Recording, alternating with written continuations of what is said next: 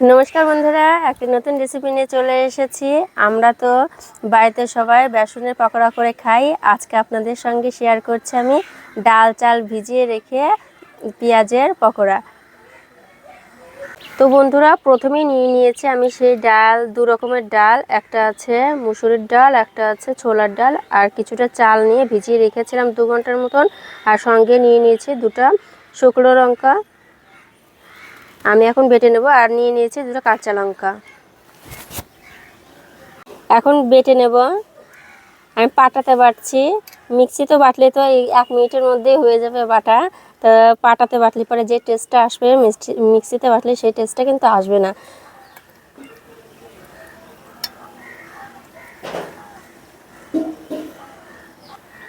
কিছুটা রসুন নিয়ে নিয়েছি, এই রসুনগুলো ডালের সঙ্গে বেটে নেব, তাহলে টেস্টটা কিন্তু অনেকটা বেড়ে যাবে।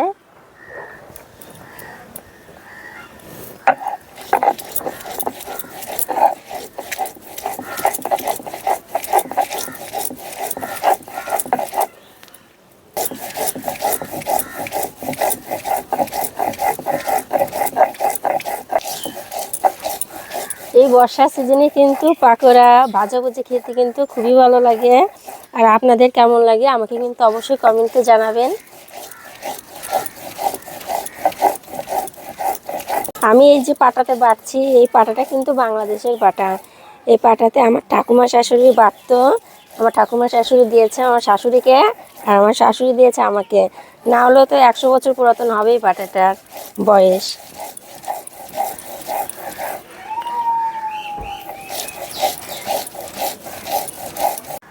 আবারও একবার বেটে নেব।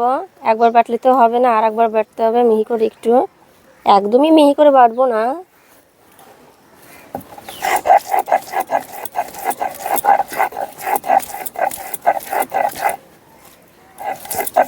দানাগুলো একটু মোটা মোটা থাকলে পরেই পকোড়াগুলো সুন্দর লাগে খেতে, মুচমুচে হয়। আর এমনিতেও চাল দেওয়া আছে, মুচমুচে হবেই।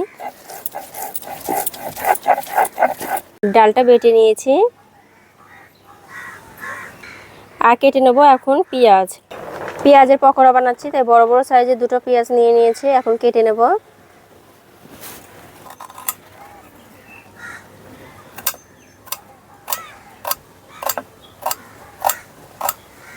পেঁয়াজগুলো কাটা হয়ে গেছে, আর একটু ধনেপাতা কেটে নিচ্ছি।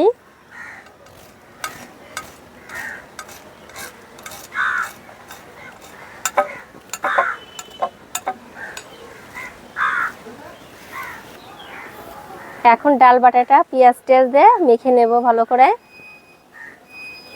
প্রথমেই দিয়ে দেবো আমি পরিমাণ মতো লবণ,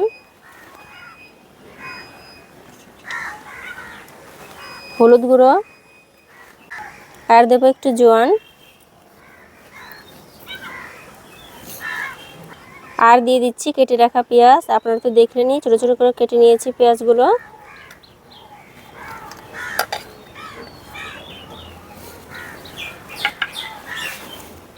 আর দিয়ে দিচ্ছি ধনেপাতা কুচি। এখন ভালো করে মেখে নেব। বন্ধুরা, আপনারা কিন্তু দেখলেনই, আমি যখন ডালগুলো বাটলাম তখনও কিন্তু আমি জল দিইনি, আর এখনও জল দেব না। এই পেঁয়াজের পকোড়াতে আমি জলটা দিব না।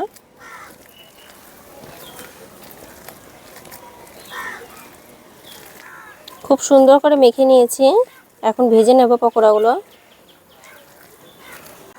আমি কিন্তু তেল গরম হতে বসিয়ে দিয়েছি, এখন পকোড়াগুলো ভেজে নেব।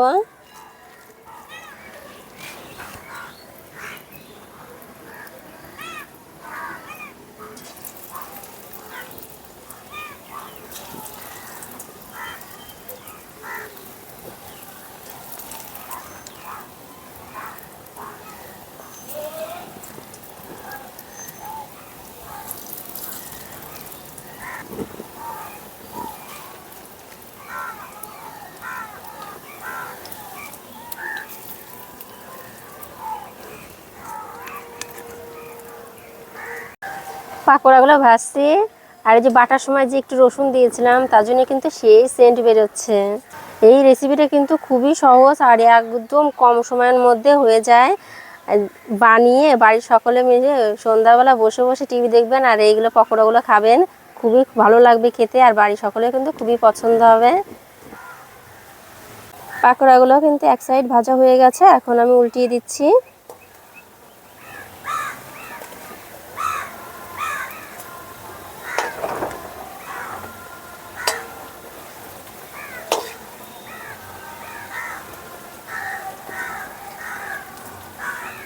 খুব সুন্দর করে কিন্তু ভেজে নিয়েছি, এখন তুলে নিচ্ছি। আর কতটা সুন্দর কালার হয়েছে।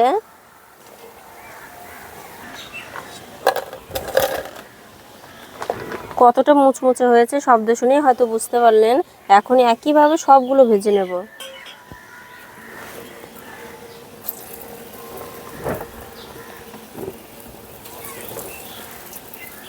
পেঁয়াজের পকোড়াগুলো কিন্তু লাল করে ভেজে নিচ্ছি।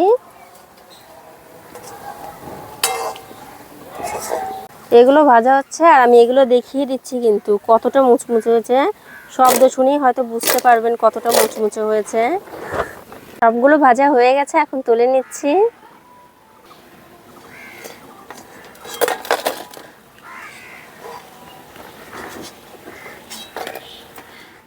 তো বন্ধুরা, পেঁয়াজের পকোড়াটা কিন্তু হয়ে গেছে, এখন একটু টেস্ট করে দেখি।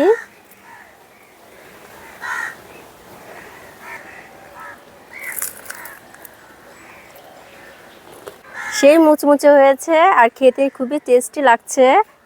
সম্পূর্ণ শেষ করি তারপরে বলছি।